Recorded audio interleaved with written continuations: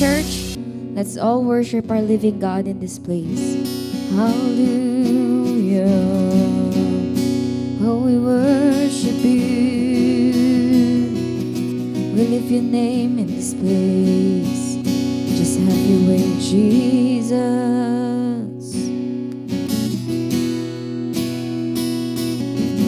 Oh, we worship you. Be the center of everything. We welcome you, Jesus. Have your way.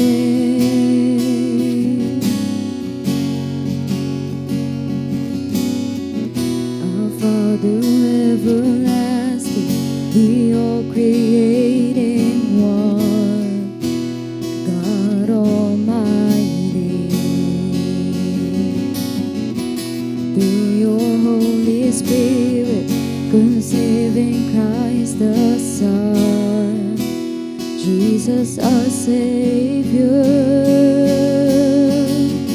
I believe in God our Father, I believe in Christ the Son, I believe in the Holy Spirit, our God is three in one.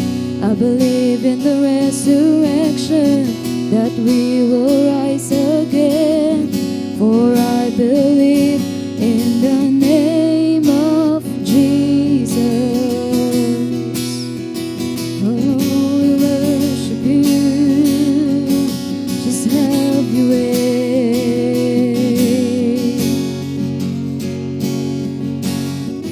Our judge and our defender, suffered and crucified. Forgiveness is in you. Descended into darkness, you rose in glorious light, forever seated high. I believe in God our Father, I believe in Christ the Son, I believe in the Holy Spirit, our God is three in one. I believe in the resurrection, that we will rise again. For I believe in the name of Jesus. I believe in God our Father, I believe in Christ the Son, I believe in the Holy Spirit, our God is three in one. I believe in the resurrection, that we will rise again. For I believe in the name of Jesus. Oh, we believe in you. Have your way.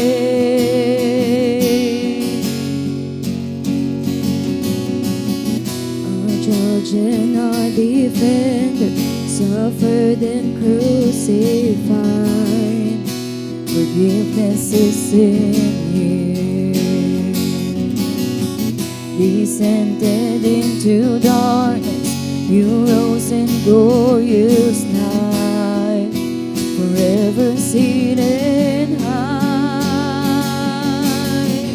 I believe in God our Father, I believe in Christ the Son, I believe in the Holy Spirit, our God is three in one. I believe in the resurrection, that we will rise again. For I believe in the name of Jesus. I believe in God our Father, I believe in Christ the Son, I believe in the Holy Spirit, our God is three in one. I believe in the resurrection, that we will rise again. Believe in the name of Jesus. I believe in you. I believe you rose again. I believe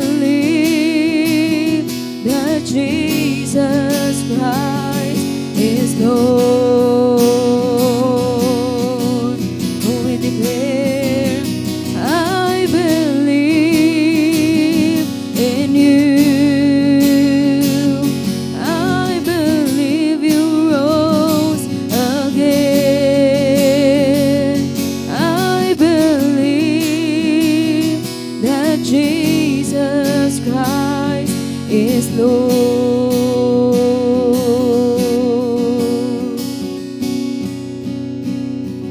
I believe in life eternal. I believe in the virgin birth. I believe in the Holy Communion and in your holy church. I believe in the resurrection when Jesus comes again. For I believe in the name of Jesus. I believe in God our Father.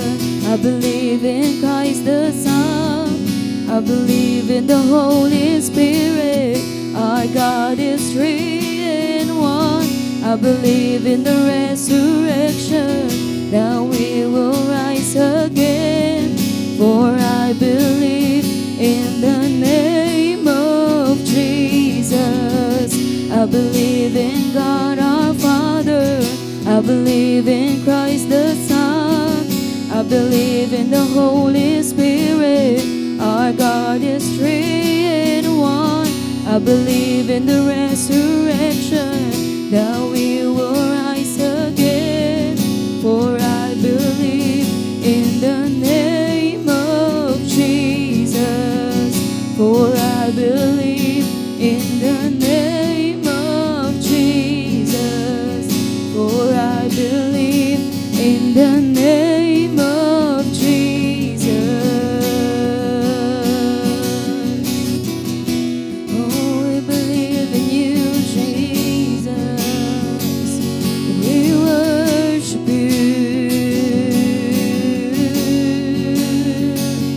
We exalt your name. Hallelujah. We worship you, Lord Jesus. Have your way. Oh, we worship you in this place, oh God. Oh, be Lord, be glorified, Jesus. We lift you high. We lift the name of Jesus. We lift the name of Jesus. Oh, we exalt you, Lord. We exalt you, Lord. Hallelujah. You are worthy. You are worthy of praises. You are worthy of blessing. You are worthy of worship. You are worthy of glory, Lord. We worship you. We worship you. Oh, we believe in you, Lord. We believe in you, Lord. Hallelujah. We worship you, we worship you, we worship you, Jesus. We worship you, Jesus. We worship you, Jesus. We worship you, Jesus. We worship. We worship.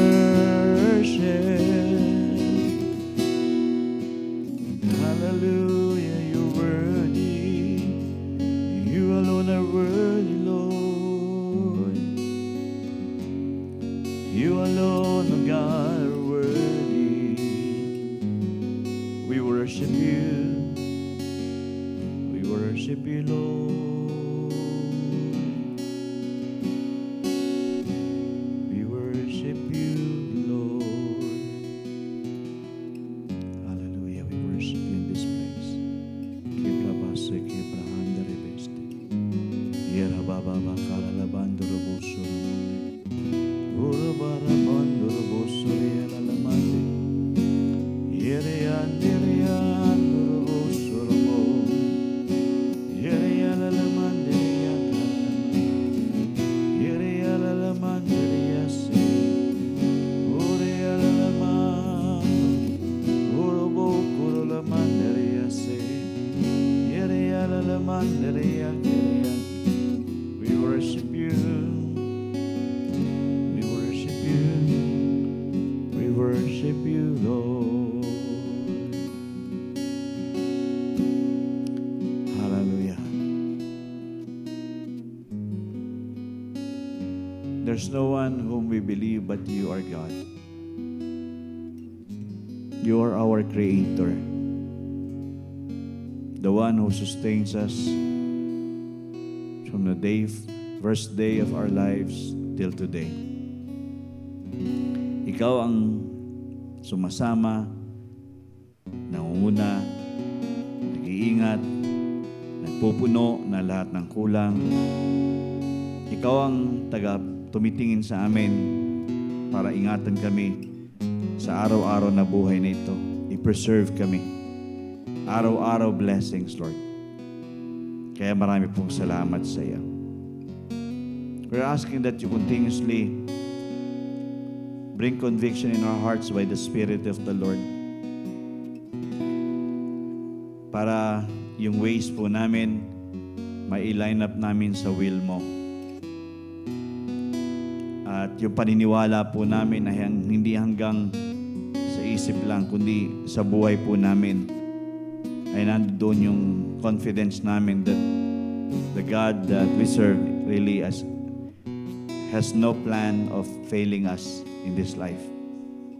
That is why we are continuously sustained by you, because you loved us so much. You care for us, Lord. Thank you. Thank you for that, Lord God. I pray that your Holy Spirit just keeps on filling our lives so we can keep on believing, Lord, every day. Araw-araw, sumasampalataya kami sa iyo. Hindi lang po seasonal, but daily. Holy Spirit, do a powerful work in the hearts of every one of us, in the lives of everyone here in this church, the LPBC family. I pray, Lord God, that hearts are pure before you. Hearts are humble before you. Hearts are submissive to your will.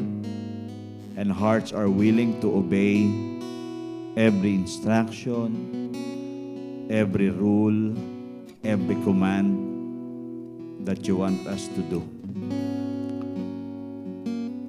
There might be challenges, there might be struggles to do this, pero we all know you have already sustained us by your abundant grace.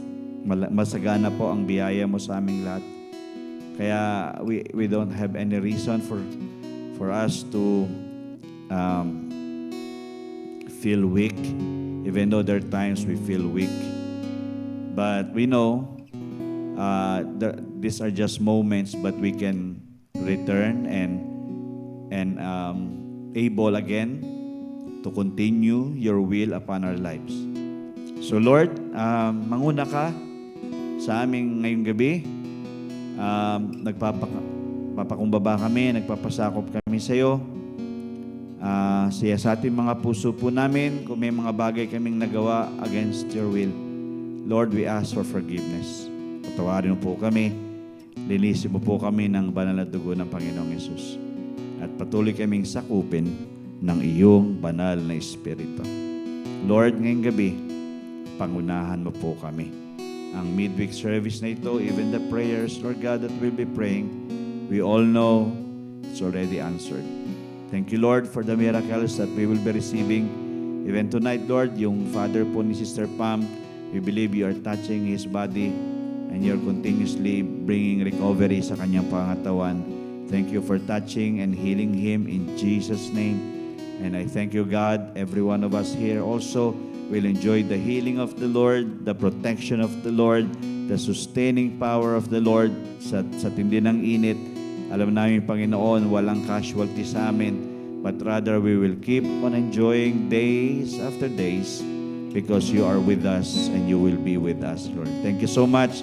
Pinagpala mo ang gabing ito, pinagpala mo ang buhay ng bawat isa, at marami pa po kaming tatangkiliking pagpapala mula sa iyo. Maitas ka, maluwalhati ka sa aming kalagitnaan in Jesus' name. Amen and amen. Hallelujah. Good evening po. Good evening everyone. Bago siguro magsiyo po, just sit down, shake somebody else's hand.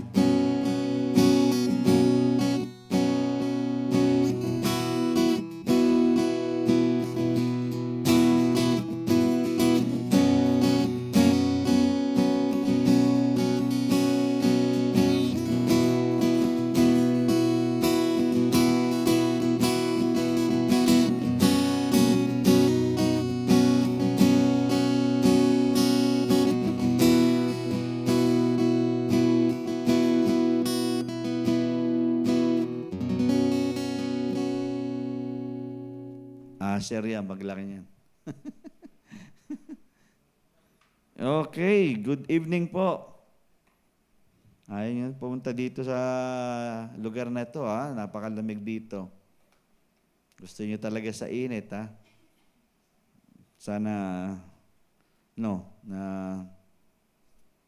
wag naman practice sa impyerno ito, kundi talagang, kundi hopefully talagang papalangit, no? Hallelujah. Well, good evening everyone, and thank God that you are here tonight, and hoping that your hearts are open, and I believe there's something wonderful that God has prepared for every one of us tonight.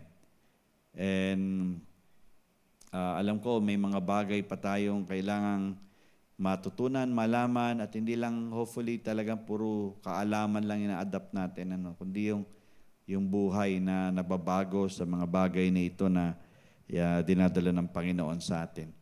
Okay, so some announcements po para po sa wala pa yung May natin, Wala pa.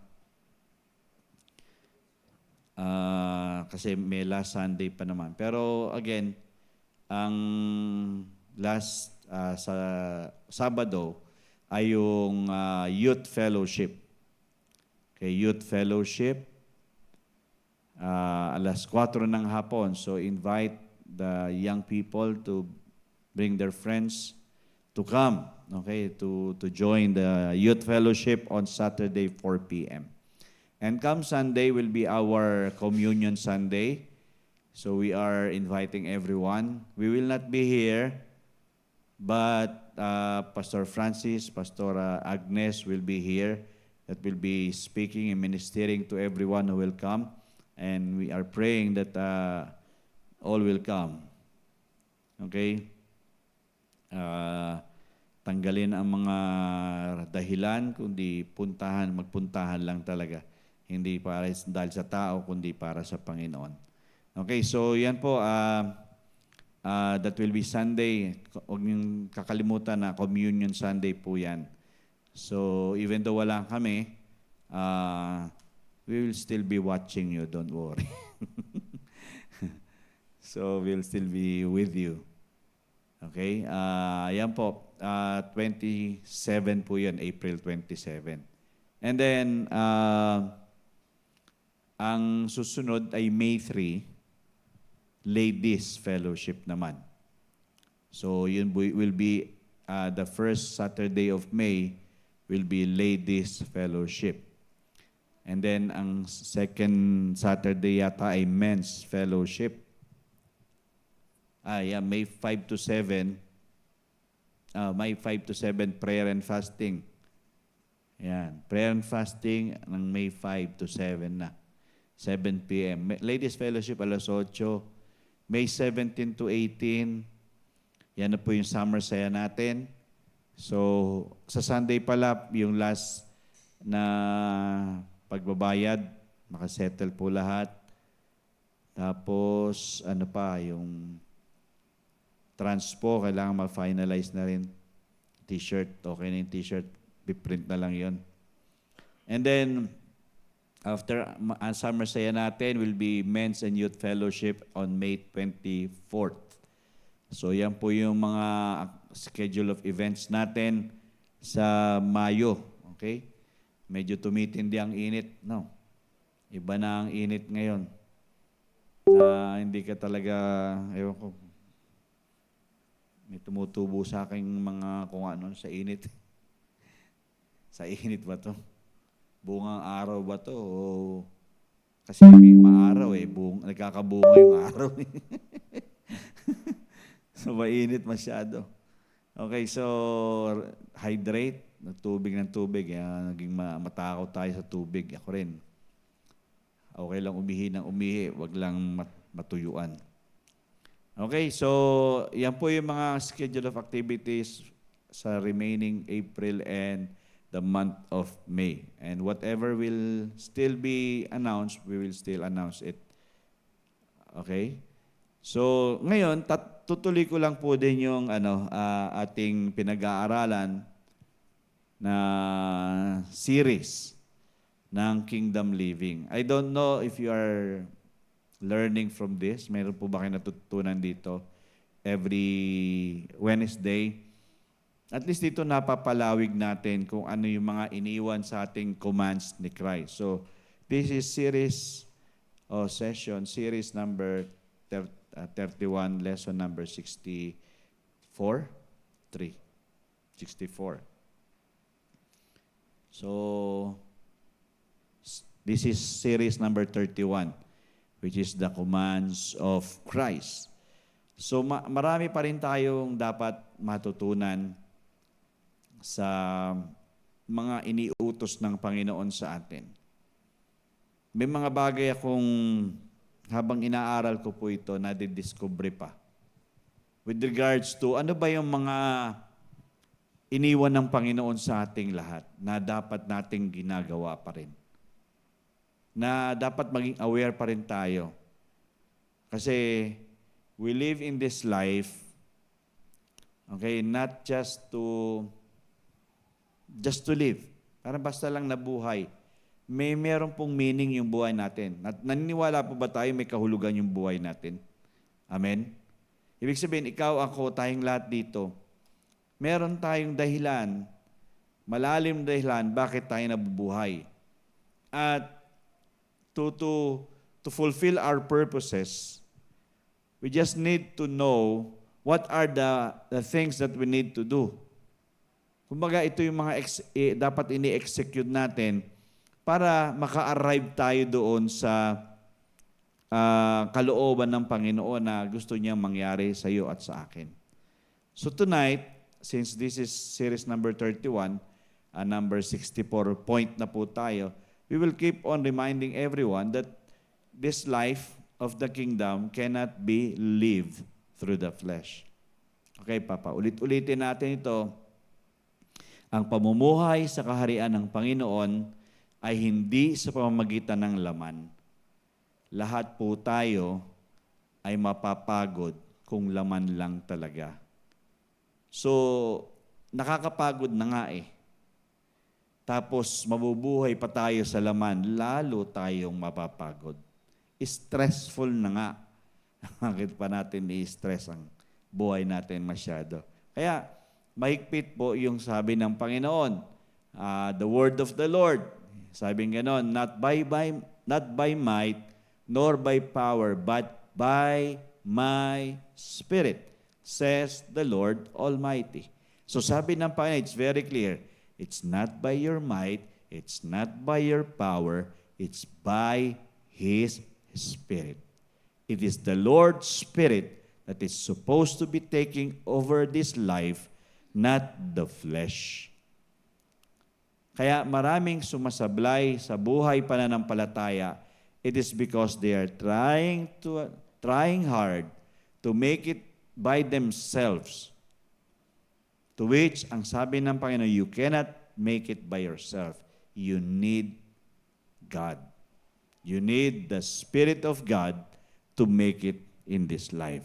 So, yan po yung mahigpit na tagubilin ng Panginoon. Kaya nga, darating tayo sa punto na ito, nais kong ibigay sa inyo yung talata. I think I don't know if it will be a short night. Pero I want us to take this verses. This is Luke 14, 8 to 11. Yan yung unang dalawang talata, and then we will read the other one, the next slide. Sabi nga lang dito, Luke 14, 8 to 11, ito yung panimula natin dito ngayong gabi. Sabi niya, when you are invited by anyone to a wedding feast, sabi nga nun, do not sit down, tama ba? Do not sit down in the best place. Okay? Tapos, lest one more honorable than you be invited by him.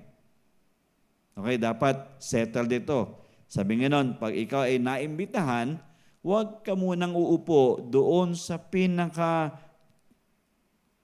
magarang lugar.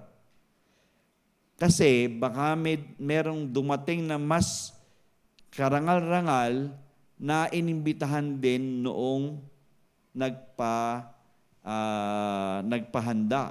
Okay? Tapos, pagdating sa verse 9, sabi nga nun, and he who invited you and him come and say to you, eto, so parehas kayong inimbitahan, tapos sinabihan kayo, give place to this man.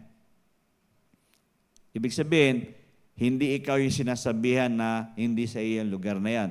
Dito, ito, ibibigay ito dito. And then you begin with shame to take the lowest place. So gusto mo kagad, nandoon ka na, pero hindi pa naman ikaw ang dapat nandoon. Kaya tuloy, nailagay yung iba. Okay? Tuloy natin yung basa. Pagdating sa verse 10. Okay? Ayan. Sabi nga nun, but when you are invited, go and sit down in the lowest place. Baliktarin muna natin. Don't sit down on the highest place, but go and sit down to the lowest place muna. So that when he who invited you comes, he may say to you, okay, he may say to you, friend, go up higher.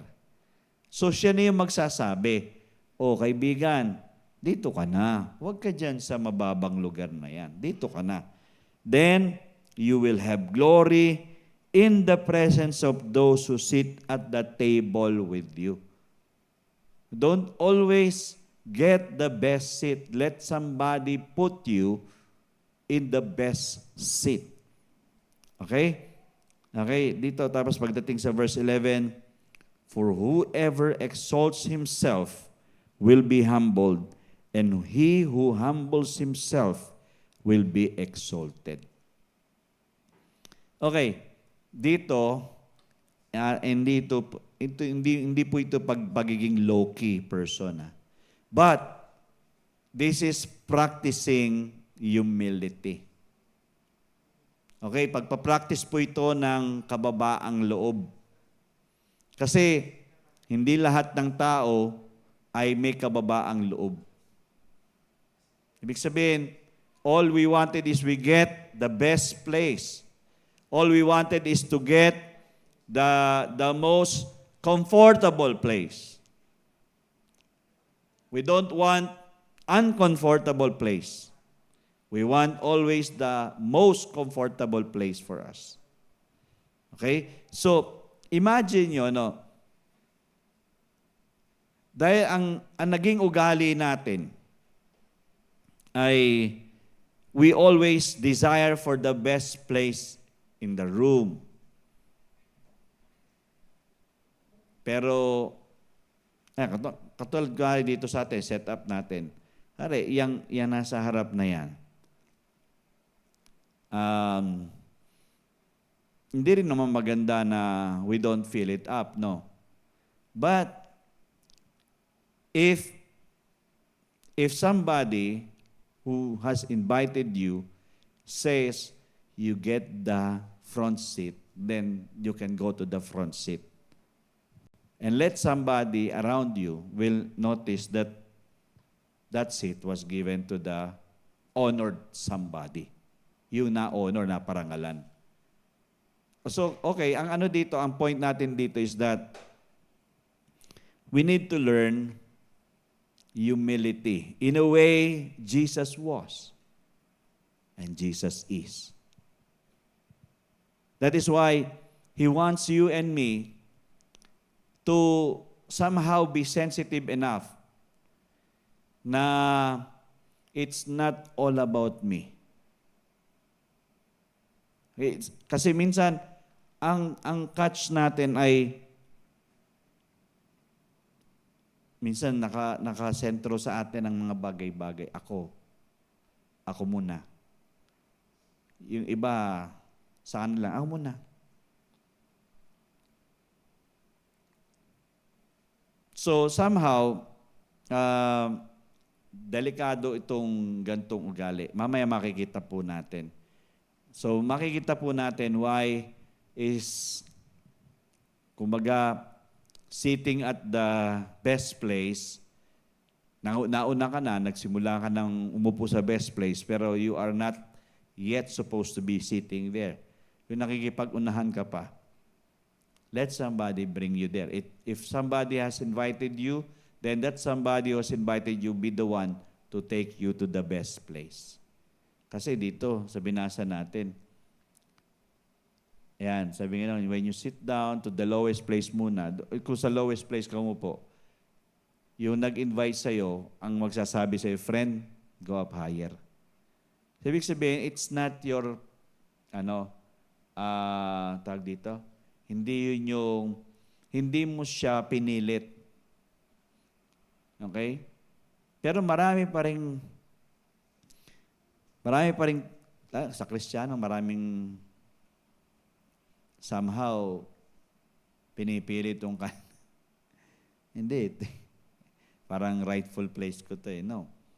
Let that somebody, and that somebody is our God, to bring us to higher heights, to the best place. Sabing ganun, di ba? Whoever exalts himself will be humbled, and he who humbles himself will be exalted. Okay? So, tingnan nyo po yan, yung talatang yan. Because dito iinog ang ating pag-uusapan. Kaya ang point ko ngayong gabi, napakasimple. Be humble. Be humble. Kasi ito po ay isa sa mga, kumbaga, karakter na obvious sa ating Panginoong Yesus.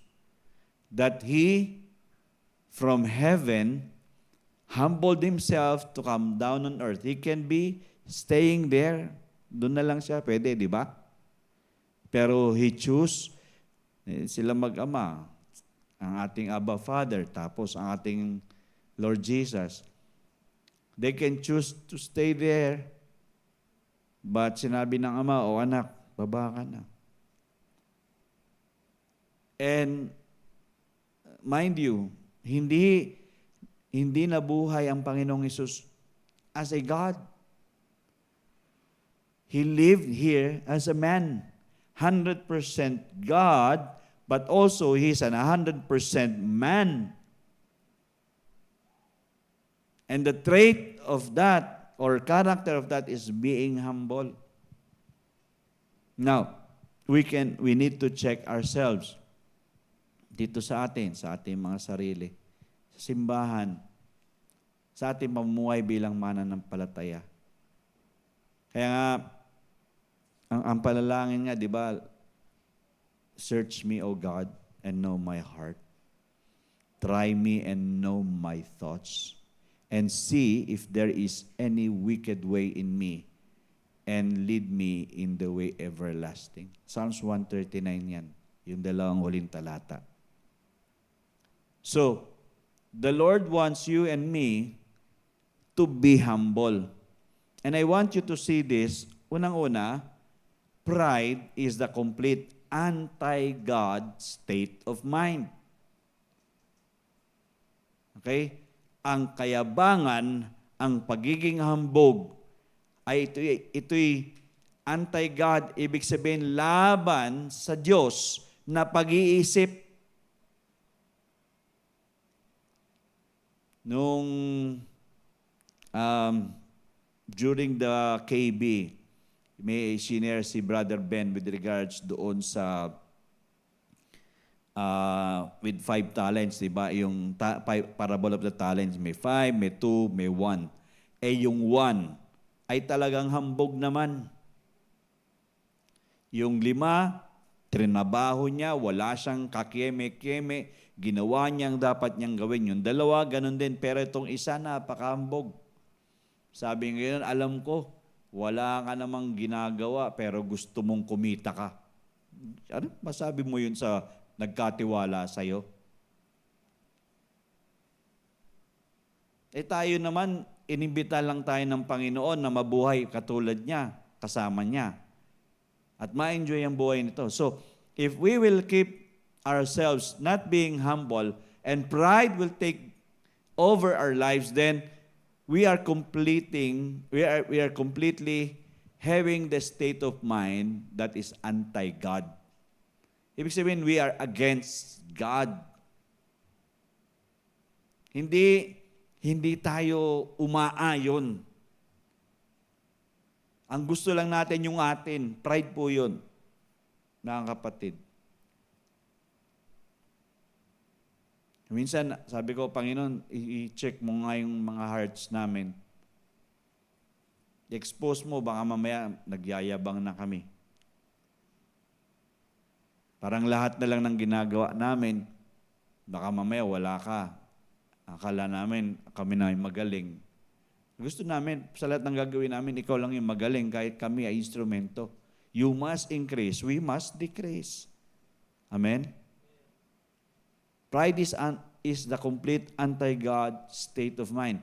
And this is the primary sin of Satan. Tandaan niyo po yan. Ito yung pinaka-kasalanan ni Satanas. Yung pride. Nasabi yan sa Ezekiel, I will be like the Most High. I will be. Ganun siya eh. So, in-expose niya yung sarili niya. Nilikha lang siya ng Diyos, pero ang gusto niya, maging katulad ng Diyos. Pumantay sa manlilikha niya. To which maraming ganon eh. Ang kinukuhang, kumbaga accolade, ay yung sarili, hindi yung sa Diyos. Yung mga self-made man. These are people whom are influenced by Satan. I have done this, I have done that. There is no God. I have been blessed. Ginagamit pa yung salitang blessed. Pero you don't know what the word blessed really means. Pinagpala kasi ako ng talino, ng galing, kaya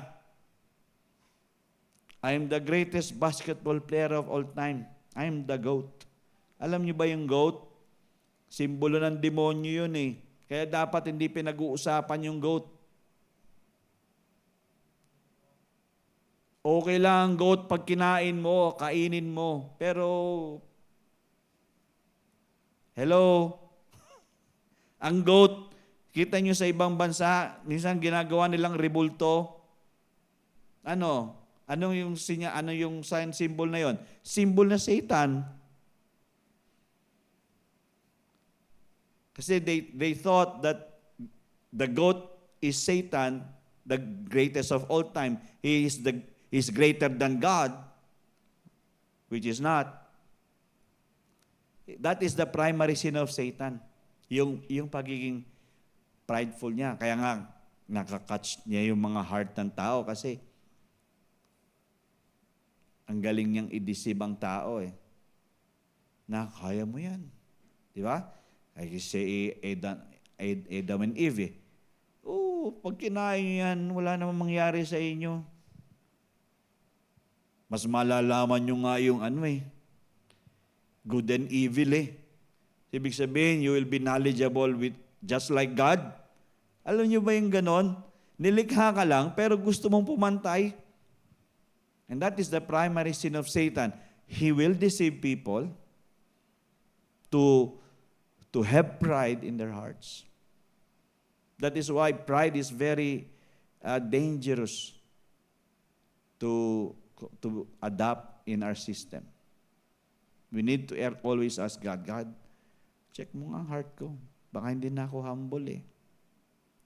Ang sobrang taas ko na. And then, tignan niyo po yung next. Sabi nga dyan, it is insidious and deceptive. Insidious, this is always an inside job. Nobody knows you have pride. Just you. And when you talk to somebody, ito ako, doctor of ministry ako. kailan lang ako na, na bigyan ng parangal. O nga ganun. Pwede naman ganun eh. At yung binigay sa akin, hindi yun. Kumbaga, recognized internationally. Pwedeng ganun eh. But it is very insidious. Pwede natin gamitin kasi yung mga yon for our advantage eh. But the Lord is very careful na ang title lang natin ay supposed to be sons and daughters of God. Amen? He wants you and me to be sons and daughters, not just somebody. Kaya nga yung title na, pastor, bishop, reverend, doktor. Kinakabit lahat kung san-san. May pagkatapos ng doktor, may PhD, merong DVD, may LCD, may... ano ba yun? Kinakabit pa sa dulo eh. Hindi na, Minsan, pag sinabing insidious, it is really an inside job. Ibig sabihin, there is an influence inside of us that will try to lure us into somebody who is not supposed to be us. It's very deceptive. Meaning, dadalhin tayo sa lugar na kung saan we are too, deceived na akala natin it is now me. No, na minsan, kasi may mga nakakausap akong ganyan eh, na they don't really think what they are saying. They just wanted to say something. Alam nyo, ang isang taong matalino or merong kababaang loob, hindi yan madaldal. Hindi yan masyadong magsasalita. Mananalangin lang yan. Kasi we know we are tricked, deceived, if we are always pulling out words from this heart that we know it's not the right thing to say. And there are too many mistakes na. So, it is insidious and deceptive. It's very internal ang pride. That is why even humility is very internal. Kaya nga, if the Spirit of the Lord is not taking dominion over you and me, then pride is taking over, and if really God is taking, the Spirit of the Lord is taking, humility is taking over. Meaning, nako-cover yung ganun eh, na-envelope yung pride. Meaning, one snap of our finger, we know we are sinning because we are having pride.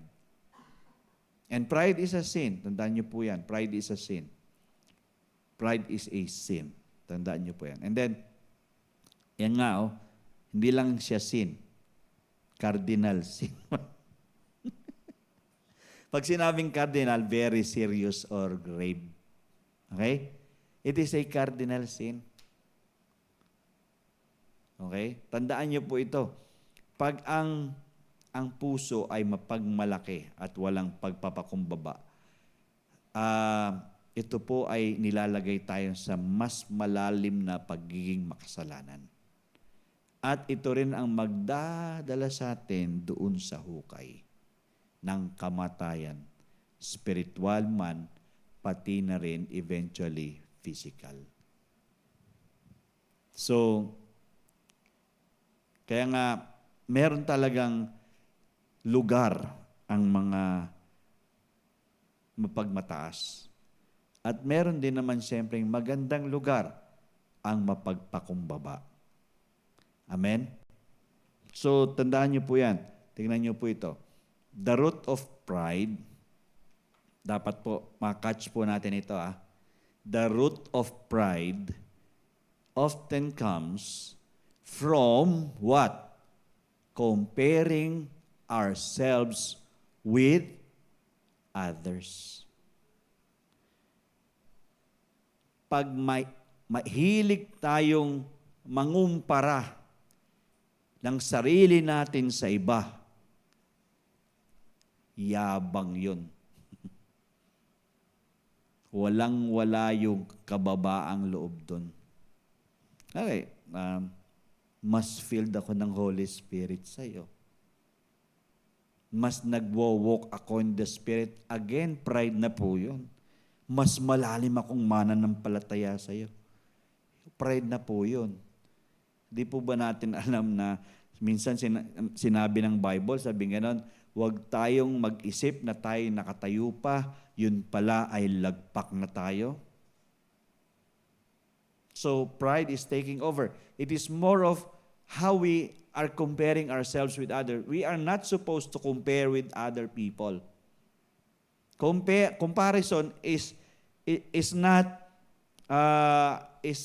normal to a believer. Ang normal sa believer ay magsuportahan, magpalakasan. That is humility. It's building up one another. It's encouraging one another. That is humility. We are not trying to pull down people, because if we compare people with us, we are pulling down those people in us. Pag kinukumpara na natin sarili natin sa ibang tao, naghahatak na tayo ng mga tao. Nandoon na yung ating yabang. So I hope and I pray na makatch po natin ito. We are not supposed to be comparing. Stop that. Di po tama yun. We cannot compare ourselves with other people. May mga pagkakataon we complain for other people's life, di ba? Nakikita natin, bakit sila ganoon, bakit sila ganyan. Again, it is just exposing us that we are having pride. Biro nyo, tayo, pag sinimulan na nating magpansin sa buhay-buhay ng iba, minsan unaware tayo, akala natin okay lang mamansin eh. Diba? Parang normal na sa atin eh. Pero sa totoo pala, ito pala ay pride. Doon yun nagsisimula. Ngayon, pag nangungumpara na tayo, doon na tayo tatapak sa kanila eh. Kaya nga ang mga Pinoy daw eh, sabi nga nun, kaya tinawag na may crab mentality. It is because we have so much pride in us. Yes, we have so much pride in us. We don't want to be, kumbaga, yung taken advantage by other people. We wanted to be always on the top. Ngayon, tingnan nyo ang political arena. They're trying to pull down one another. Pride. Very, very exposed tayo sa prideful atmosphere and environment. That is why we ourselves are times na ano ba to? Nababiral ba to? Parang virus na nahahawa din tayo. Parang okay na lang tayong mamuna, no?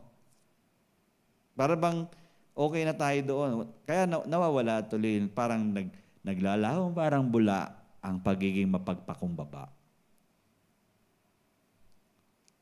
Kaya ngayong gabi, I just wanted us to just come to the Lord and ask God, God, help me please to remain humble. Because being humble, I know, is more of just like being you. It's just being like our Jesus. This is your command, be humble. Because if I will exalt myself I will be humbled. But if I will humble myself, you are the one that will exalt me. Diba? Napakaganda na ang Diyos ang nag-aangat sa atin kaysa inaangat natin yung sarili natin. Amen? So titingnan natin iba-iba pang mga, let me just finish with this statement as well. If we are going to compare ourselves with anything else, it needs to be with God Himself and His standards that will lead us to humility and to dependence on God and worship of God and gratitude towards Him. Okay? If we are going to compare ourselves with anything else, it needs to be with God Himself. God, alam mo yung ikumpara mo yung sarili mo sa Diyos, alam mo ang layo-layo mo. Ngayon pag nakita natin yung kung gaano ka-vast, ka-great ang ating Diyos, it will lead us to humility. Lord, eto pala ako. Diba? Diba nga, merong ang illustration dyan, ito yung globe. Nandiyan dyan yung mga lugar-lugar sa globe na yan. O isipin na lang natin, nasaan tayo? Nasa Southeast Asia. Pag tinignan mo yung globe, ayun Southeast Asia. Pagpalagay mo ikaw ang Diyos, ayan ang Southeast Asia, nakita. Tapos sa Southeast Asia, titignan mo yung Philippines, nandoon sa dulong-dulo, sa gilid. Tapos dating mo sa Philippines, hanapin mo yung Laguna. Gano'n nakalit yun? Pagdating mo sa Laguna, nasan ka? Nasa Binyang ka. Hanapin mo kung makikita mo pa kaya sa microscope yun. Sa sobrang liit natin, it will just remind us to be humble before the Lord and to be totally dependent on God. And then it will lead us to worship and be more grateful. Because humility drives us to just be so dependent and so submissive and so yielded and committed to our God. Now, I want you to see the verses here na gusto kong i-catch nyo, i-meditate nyo, para paulit-ulitin nyo po ang mga talatang ito. Ito, unang-una, Proverbs 16, verse 18. Sabi nga nun, pride goes before destruction. So, bago ka masira, nagyayabang ka muna. And a haughty spirit before a fall. Kung pagpipilitan natin ang sarili natin, sigurado lang tayo'y lalagpak, masisira. At pag ina-adapt natin ang pagmamayabang, babagsak at babagsak tayo. Another verse here, ito. Proverbs 11:2. Okay, sabi nga noon, when pride comes, then comes shame. Okay, pag dumating daw ang kayabangan, ito'y magdadala sa kahihiyan. But with the humble is wisdom. Sa mga mapagpakumbaba ay karunungan. Diba? Ang sarap no, na ito mga bagay na iniiwan sa atin ng Panginoon, it just drives us to a different level of our being a believer of the Lord Jesus Christ, turning around our hearts to humility, not just being so prideful. Another verse, Proverbs 18:12. Tingnan nyo. Before destruction, the heart of a man is haughty. Okay, parang inulit yan sa Proverbs 16:18. And before honor is humility. So bago masirang ang tao, ang puso ng tao ay nagkakaroon nga ng pagmamataas. Pero ang karangalan ay dun sa mga nagpapakumbaba. So, sarap isipin na there's so much honor in being humble. And then another one, sa New Testament, tingnan niyo po ito. Ito, alam niyo na ito. But He gives more grace. Tinuldukan yan. At binigyan niya ng emphasis. Okay. So, ibig sabihin, ang Diyos pala natin ay nagbibigay ng mas marami pang biyaya. Okay? Kanino yon? Sabi nga nun, etong sinabi niya, therefore He says, nakakapitalize yung He, ang Panginoon yan, God resists the proud, but gives grace to the humble. He gives grace to the humble. So, imagine na sa panahong ito, na alam ng Diyos, mag-struggle tayo, paano tayo magpapakumbaba. He knows. He knows. That is why He is just so strong na sinasabi niya, I will resist you. Ang resistance dito, sa Greek word, or the action word kasi ang resistance dito, ang resistance dito ay hindi kilang tinulak ng dalawang kamay, pati puwersa ng paa ay ibinigay din sa pag-resist. Ibig sabihin, you are totally out of your place if you are being resisted. But, yung giving grace naman dito is more of you are being embraced. Okay? He gives grace. Hindi mo kaya, alam ko, andito ako, yayakap ako sa iyo. Hindi kita pababayaan, sasamahan kita. I will give you grace. I know you cannot do it. I will give you grace. Just humble yourself. Huwag kang mag-resist. Just give it all to Him. Pwede ba pakita natin itong dalawang talata? Ito na ng dalawang to. 1 Peter 5, 5 to 6.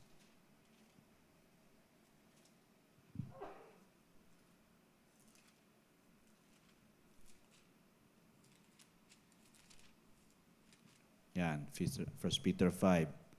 Likewise, you, younger people, submit yourselves to your elders. Okay? Yes, all of you, be submissive to one another. So, inuna muna yung mga younger people. Bakit? Kasi may pagkamatigas ang ulo. To which totoo naman talaga. Nakita niyo ba sa mga anak niyo yan? Ang hirap, baliin. So, pag walang pagpakumbaba ang mga bata, mahihirapan tayong baliin ang kanilang buhay para sa kaya-ayos nila. Yes, all of you. Ngayon, nilahat na. Lahat po kayo, lahat po tayo, be submissive to one another and be clothed with what? Humility. Okay, madamitan tayo ng kababaang loob. For God resists the proud, but He gives grace to the humble. Inulit-ulit yung sa James kanina. And then sa verse 6, sabi ganon, verse 6 bro, ayan. Therefore, humble yourselves under the mighty hand of God, that He may exalt you in due time. There is a proper time that God will put us to our proper places if we keep on humbling ourselves before Him. Okay? And then the last one, Proverbs 29:23. Last. Proverbs 29:23.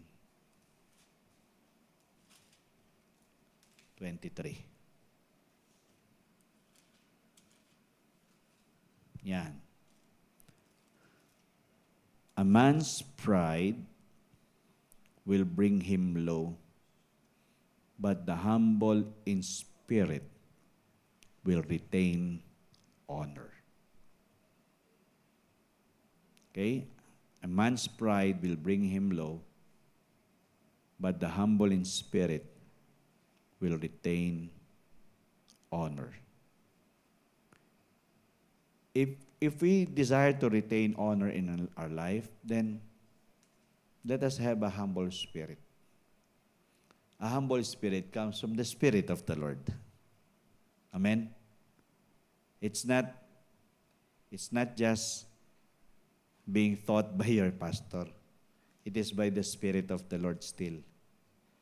Kung isipin po natin kung ito'y puro katuruan lang, at hindi natin nakakatch talaga kung ano yung heart ng ating Panginoon, na gusto niyang na i-execute natin sa buhay natin,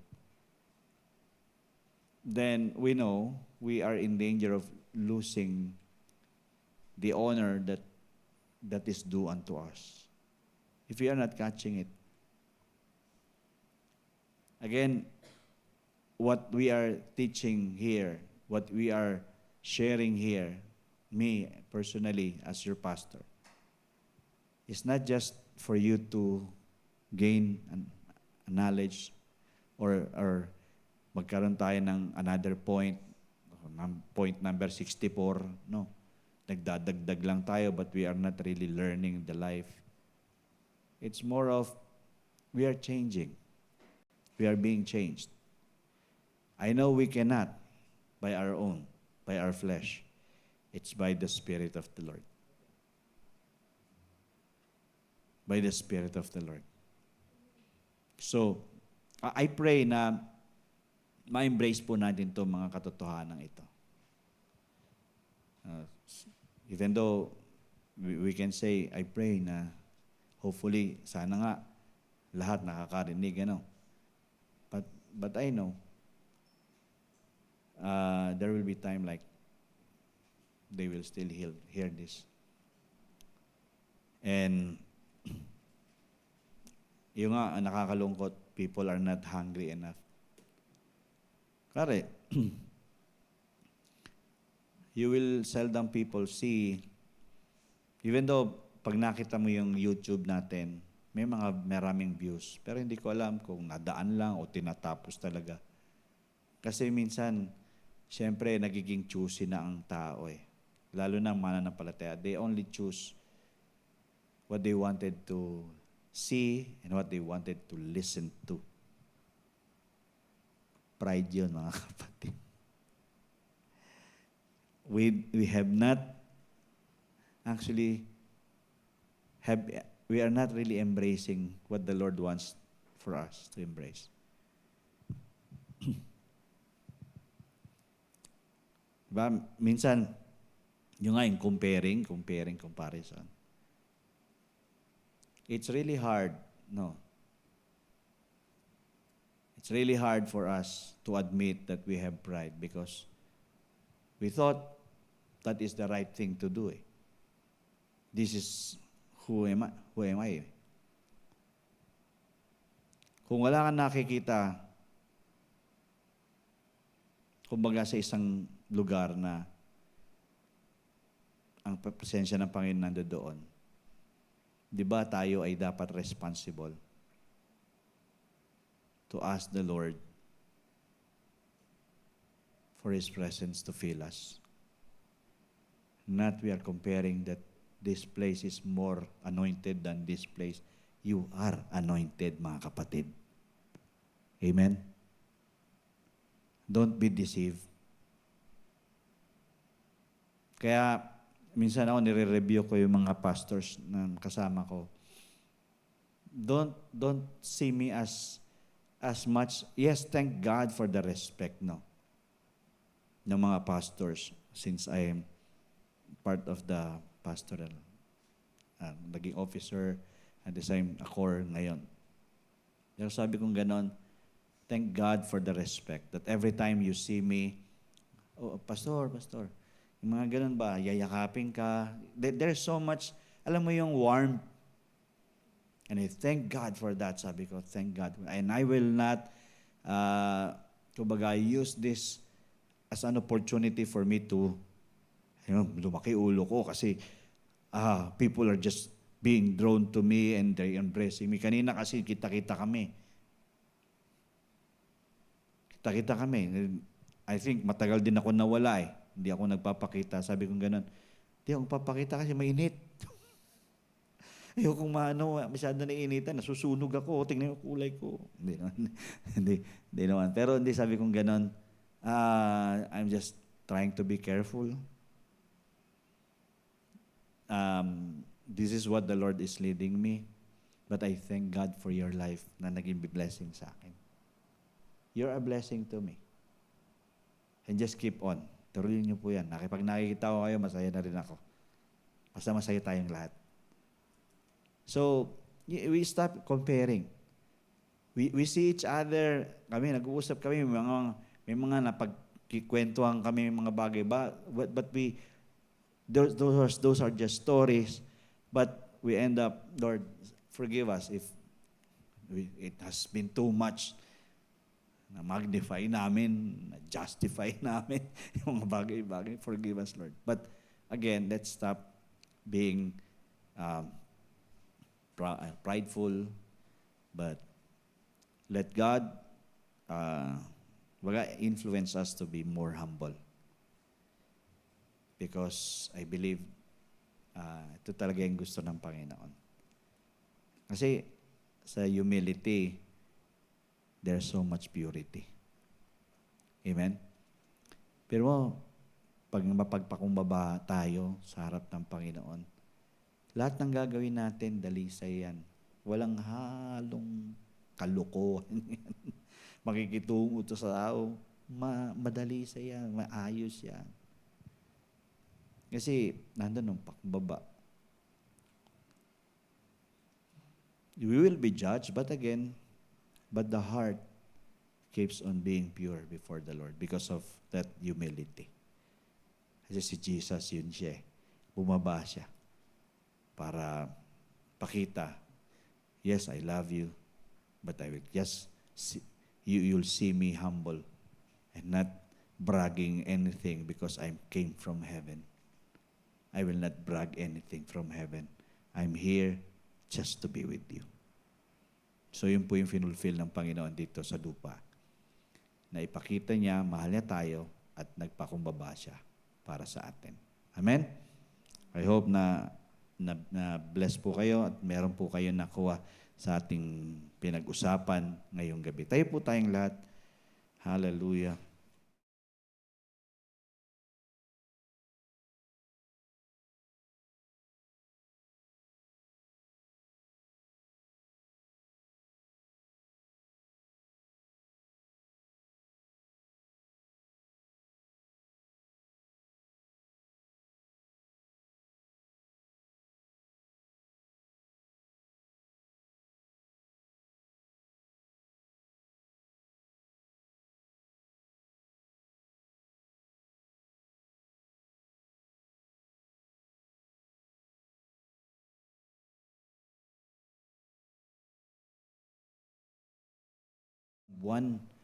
Isang buwan pala ako, Mami, nawala sa radyo. Kaya pala hinahanap ako. Tama ba? Parang hindi ako nakaka-attend ng sunod-sunod kasi. But again, I thank God when the Lord has led me to the message tonight. It reminded me na it's not being low profile, church. It's not being low profile. It is just being who we are supposed to be in God.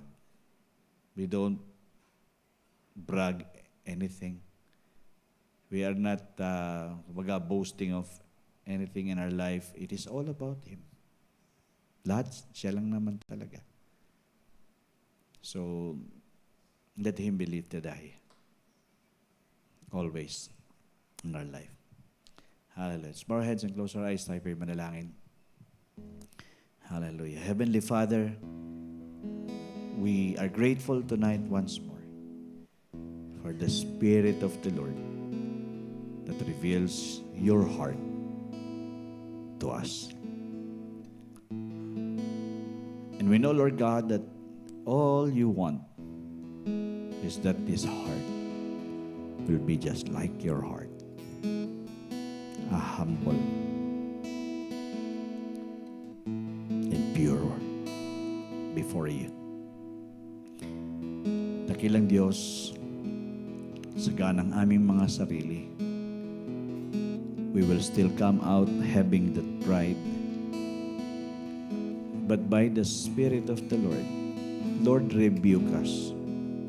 Rebuke mo po kami so that we can be more conscious of just continuously being humble before you and checking ourselves if we are comparing with others and having pride that is influenced by the enemy. Lord, forgive us if we have done so many things that is never your will for us to do. Mga bagay, Panginoon, na naka-hurt ng sobra sa'yo. Lalo na yung mga gawin namin. How we think, how we say things. And there are times na itatayo namin yung mga bangko namin. Pero Lord, dapat lang talaga ikaw lang i-boast namin sa aming mga buhay. Ikaw lang yung maitaas, may tanghal sa amin. Because you are all in this life. That is why it is in your word that in you we live, in you we move, in you we have our being. And we cannot do it without you. Without you, we are nothing. So we keep on desiring to be near you, because as we draw near to you, you will draw near to us. Lord, change our hearts. Baguhin mo po yung mga puso po namin. Siyasatin mong patuloy ito. I-reveal mo po ang puso na magpapakumbaba palagi, araw-araw. Hindi lang po seasonal, but daily, God. That you will search our hearts.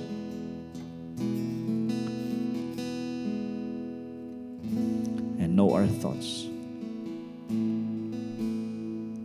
And you see if there are any wicked ways in us. And God, lead us into the way everlasting, that is pure, holy, and righteous before you. God, I pray that the truth of your words tonight will be so embedded in each and everyone's heart. Spirit of the living God, seal your words. Selyohan mo po ang mga salita mo sa puso at buhay ng bawat isa sa amin. At patuloy ito magdulot ng pagbabago para ikaw lamang, O Diyos, ang maitaas sa aming buhay, sa buhay ng bawat individual na nandito, sa aming mga pamilya, at sa aming simbahang ito ng Life and Peace Believers Community. Take over niyo po, Panginoon, kaming lahat. At anuman po ang aming gagawin, makabigay kaluwalhatian, kadakilaan, karangalan sa iyong banal na pangalan. Dahil ikaw ay karapat-dapat sa lahat ng pagpuri, sa lahat ng pasasalamat, sa lahat ng pagsamba. Maraming salamat sa gabing ito, Panginoon. Pag-iingatan mo kami, at ano pa man ang aming gagawin sa gabing ito, alam namin mag-i-enjoy po kami sa presensya mo. At siyempre, tinatalaga ko rin, Panginoon, yung pagbiyahe po namin bukas. Kami nila Ate Nanel, papunta ng Boracay. You will keep us all safe. Yung aming sasakyan will be safe going there. We will be safe going back. Mag-i-enjoy kami sa presensya mo. Mag-i-enjoy kami sa fellowship. Thank you, Lord God. It will be a time of building up our relationships as couples, and at the same time, feeding with more of you in our relationship. Lord, salamat po sa provision at patuloy na safety and protection and preservation sa aming lahat na kasama doon. At salamat po, Panginoon, at sa presensya ng Banal mong Espiritu. Thank you, God, sa mga iiwan din po namin dito sa simbahang ito. You will move, at ikaw po ang gagawa ng malakas kay Pastor Francis, Pastor Agnes. At taliniwala kami, Lord God, we will have a wonderful time in your spirit, in your presence, in this place together. And your name will be lifted high, and your name will be exalted, and your name will be glorified, Lord God. Maraming salamat po. At aram namin, buhos ang mga tagumpay, pagpapala at pabor sa bawat isa at bawat pamilya ng Life and Peace Believers Community. We give you honor, we give you praise tonight. Thank you once more for everything. In Jesus' name we pray. Amen and amen. Hallelujah. Thank you, Lord. Well, sa pong magandang gabi sa ating lahat, pinagpala po ang bawat isa. You are the blessed of the Lord you are a great blessing and your life will be a great blessing to many lives. In Jesus' name. Amen. We love you, church. Ingat po kayo. We'll see you again.